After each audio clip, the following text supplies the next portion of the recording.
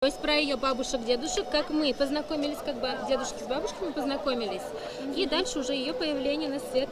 История нескольких поколений в одной маленькой книге в виде сказки. И все ради дочки, чтобы она знала и помнила своих предков. Гульсария Кашапова интересоваться родословным начала давно. И всего за 1 год самостоятельно смогла составить сразу 2 родословных древа до 7-го поколения. Мы в Казань приехали из города Мензелинск, чтобы показать наши родословные нашей семьи. Здесь родословная Хабировых, династия Хабировых, и также есть у нас династия Халимовых. Также мы хотим показать вам сказки для детей, основанные на истории семьи. Однако на такой шаг решаются немногие. По словам гостей праздника, знать своих предков – большое счастье. Но в то же время на поиски архивов и данных о них могут уйти долгие годы. Вообще интересно посмотреть, как вообще строится вся эта родословная линия, каким образом вообще, по какому принципу выстраиваются эти ветки.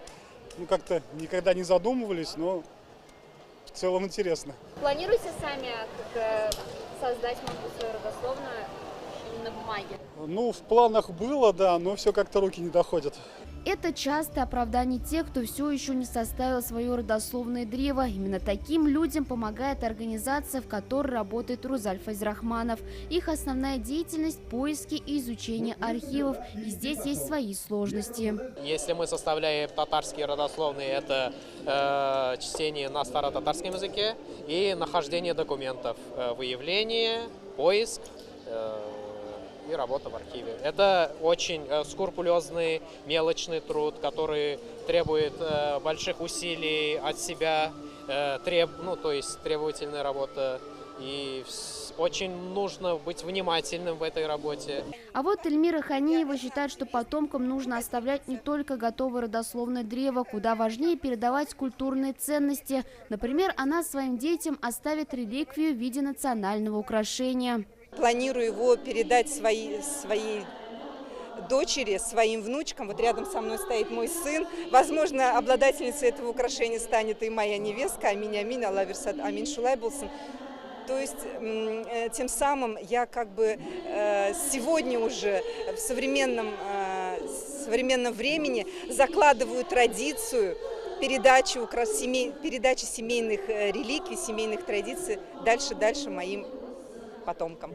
Сам праздник родословный проводится на территории комплекса мечети Аль-Марджани 4-й год подряд. Для привлечения внимания к составлению древа своей семьи на сцене выступают выдающиеся артисты Татарстана. Организаторы уверяют, таким образом они смогут заложить в людях правильные семейные ценности. День семьи, да, тем более нынче он объявлен даже самим указом президента Владимира Владимировича Путина. День семьи. Действительно, семья – это важно. Это самая важная ячейка в нашем обществе. И этот праздник мы проводим к тому, чтобы наши дети, и мы сами должны как-то знать свою родословную. Откуда мы, кто наши бабушки, дедушки, прабабушки, прадедушки, откуда они, из каких семей, из купцов, из боярин, рабочих, кто. И самое важное, чтобы наши будущие дети тоже знали. И самое главное, чтобы когда молодежь женятся, замуж берет кого-то, чтобы они знали откуда, из какой семьи кого берут. Эта книга может стать первым шагом для составления своего родословного древа. Она находится в мечети Аль-Марджани. Здесь на листочках нужно заполнить информацию о себе и своей семье. А дальше уже эта книга будет храниться в мечети Аль-Марджани. И что самое интересное, что ваши потомки смогут ее найти и уже составить свою родословную, используя информацию о вас. Эльвира Замалединова, Раиль Галяов, телеканал «Эфир».